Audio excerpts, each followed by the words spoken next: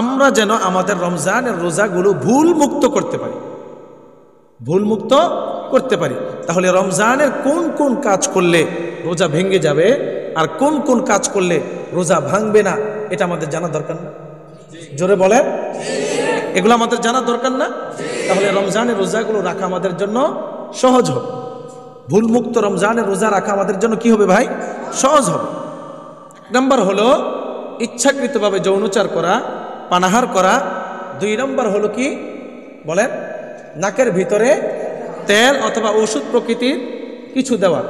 3 নম্বর হলো কি ইচ্ছাকৃতভাবে, ইচ্ছাকৃত শব্দটা বলতে হবে, ইচ্ছাকৃতভাবে মুখ ভরে বমি করা।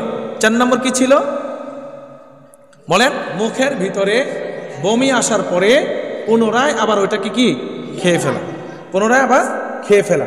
5 নম্বর কি গলার ভিতরে পানি চলে যাওয়া, পানির মধ্যে ডুব দিছে, গলার ভিতরে পানি চলে গেছে, তাহলে রোজা ভেঙে যাবে। তাহলে 6 নম্বর কি দাঁতের মধ্যে কোনো কিছু যদি বেজে থাকে, আটকিয়ে থাকে, আর ওইটা যদি কি চনাবটের চেয়ে বড় হয়, ওইটা যদি কি ভাই চনাবট চিনছেন না? আমরা সাধারণত ছোলাবট যেটাকে বলি, ওইটা যদি চনাবটের চেয়ে বড় হয়, ওইটা যদি খেয়ে ফেলে তাহলে তার রোজা কি ভেঙে যাবে। এটা কয় নম্বর? 6 নম্বর। দাঁতের মধ্যে যদি কিছু আটকিয়ে থাকে, ওইটা যদি চনাবটের চেয়ে বড় হয়, ওইটা যদি আবার কি করে খেয়ে ফেলে তাহলে রোজা ভেঙে যাবে। এখন 7 নম্বর হলো কোনো ব্যক্তি যদি পান বা এই জাতীয় কোনো কিছু, পান বা এই জাতীয় কোনো কিছু মুখে রেখে সেহরির সময় ভাত খাইছে, ভাত খাওয়ার পরে একটা পান মুখে দিয়া পরে ঘুমাইছে, একটা পান মুখে দিয়া পরে শুয়ে আছে, এখন তো বান্দার ঘুমাইসে পড়ছে, এখন বান্দার কি ঘুমাইসে পড়ছে। কয় নম্বর কারণ ভাই? মাশাআল্লাহ, সবারই মনে আছে মাশাআল্লাহ। 7 নম্বর কারণ হলো পান বা এই জাতীয় কোনো কিছু কেউ যদি মুখের ভিতরে রেখা সেহরি খাওয়ার পরে মুখের ভিতরে রেখা ঘুমায় পড়ে, ওইটা দেখে যে সেহরির সময় অনেক আগে শেষ হয়ে গেছে, তাহলে তার রোজা ভেঙে যাবে, তার রোজাটা হবে না, তার রোজাটা হবে না। বুঝতে পারছি? পান বা এই জাতীয় কোনো কিছু দিয়ে কেউ যদি মুখে রেখা ঘুমায় আর ওইটা দেখে কি সেহরির সময় শেষ হয়ে গেছে অনেক আগেই, তাহলে তার রোজা হবে না। কয় নম্বর কারণ? 7 নম্বর কারণ। 8 নম্বর কারণ হলো ইচ্ছাকৃতভাবে কেউ যদি আগরবাতির ধোঁয়া, ইচ্ছাকৃতভাবে কেউ যদি আগরবাতি চিনেন না? সাধারণত নর্মালি আমাদের দেশে সকালবেলা দোকানের মধ্যে জ্বালায়, বিশেষ করে কেউ মারা গেলে এটা জ্বালায়, সুগন্ধি, এটা কি সুগন্ধি দেয়, দোকানের মধ্যে মানুষ সকালবেলা জ্বালায়। এটা আগে খুব হইতো, এখন তো দোকানে দোকানে দেখা যায় না, কিন্তু মানুষ মরলে দেখা যায়।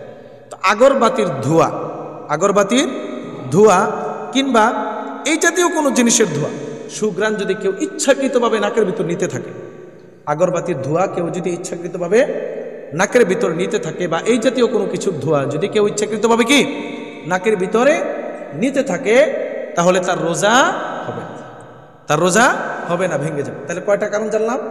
8টা কারণ। কয়টা কারণ জানলাম? 8টা। 9 নম্বর কারণ হলো রাত বাকি আছে, এখন রাত এখনো কি বাকি আছে, মানে সেহরির সময় এখনো কি শেষ হয় না। কথা বলেন, সেহরির সময় এখনো শেষ হয় না, এইটা মনে করে সে সেহরি খাইছে, কিন্তু আসলে সেহরির সময় মুয়াজ্জিন আজান দিয়ে ফেলছে আরো 10 মিনিট আগে, কিন্তু সে আজান শোনে নাই। কথা বুঝতে পারিনি?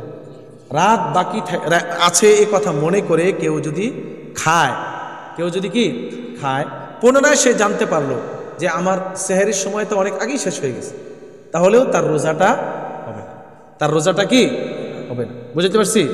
তাহলে 9 নম্বর কারণ কি? রাত বাকি আছে এই কথা মনে করে কেউ যদি সেহরি খায় বা কোনো কিছু খায়, এই কথা মনে করে যে রাত এখনো বাকি আছে, তাহলে তার রোজা হবে না। এটা কয় নম্বর কারণ? 9 নম্বর কারণ। 10 নম্বর কারণ হলো ইফতারের সময় হয়ে গেছে, এই কথা মনে করে ইফতারি খেয়ে ফেলছে। আছে না? হঠাৎ করে আপনার মোবাইলে কথার কথা, উদাহরণস্বরূপ আপনার মোবাইলে আজানের টন দেওয়া, কিসের টন দেওয়া? আজানের টন দেওয়া। এখন আপনি বাসে চড়তেছেন, বাসে কি চড়তেছেন, হাতের মধ্যে আপনি রোজা রাখছেন, হাতের মধ্যে ইফতার, এখন হঠাৎ করে আপনার পকেটে আজান বাইজা উঠছে, কিন্তু এটা তো আসলে কেউ কল দিছে, এটা কি কেউ কল দিছে, কিন্তু ওই ব্যক্তি কি মনে করছে যে আজান হয়ে গেছে, আসলে তো আজানের সময় এখনো হয় নাই, এটা তো আপনার কল বাজছে। কথা বুঝতে পারছি? তো কেউ যদি ইফতারের সময় হয়ে গেছে এই কথা মনে করে যদি কেউ ইফতার করে ফেলে অথচ এখনো ইফতার সময় হয় নাই, তাহলেও তার রোজা হবে না, তার রোজাটা ভেঙে যাবে। তাহলে আমরা এই পর্যন্ত কয়টা কারণ জানলাম? 10টা কারণ। রোজা যেই সমস্ত কারণে ভেঙে যায়, আল্লাহ তাআলা আমাদের ওই সমস্ত কারণগুলো বুঝে এরপরে আমরা যেন সুন্দরভাবে রোজা রাখতে পারি। আল্লাহ যেন আমাদের সবাইকে সেই তৌফিক দান করে।